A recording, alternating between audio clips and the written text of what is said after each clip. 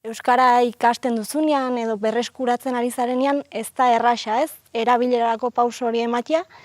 Eta gure helburua da aisialdiakin lotura eginez sortzea olako inguru seguru bat edo, gero lagunduko diena ematera egunerokotasunean pauso hori euskaraz aritzeko.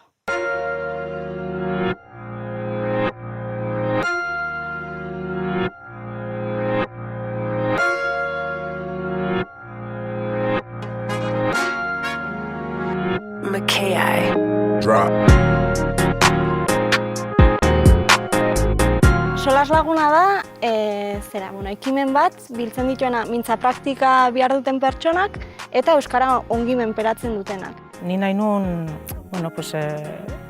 euskara gehiago hitz egin, ze ohitura, erdaraz egiteko ohitura neukan.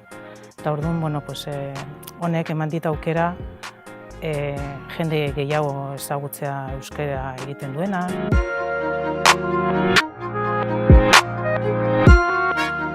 Talde hori bihurtu da lagunak gara, eta astean behin elkartzen gara, eta gustora egia esan.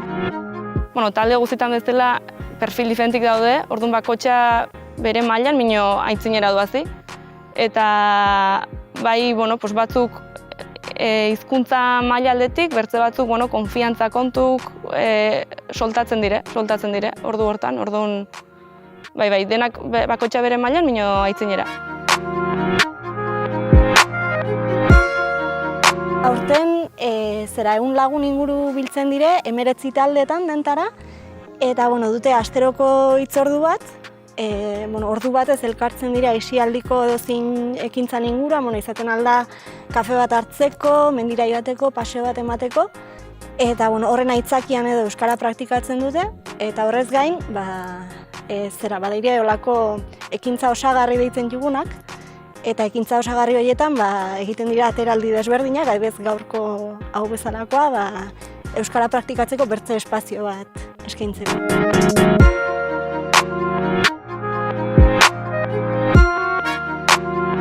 Nik animatuko nuke, ni ikusita nola euskara aldetikan gehiago landu dut, errestasun gehiago daukat, euskara egiteko, eta lotxa ere nahiko kendu dut.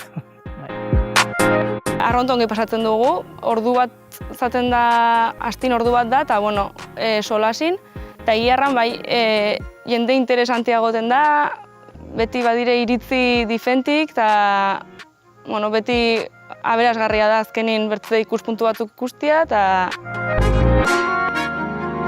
Azken boladan gehiago egiten dut euskaraz. Baina ni ere ausartzen naizelako, sartzen euskaraz.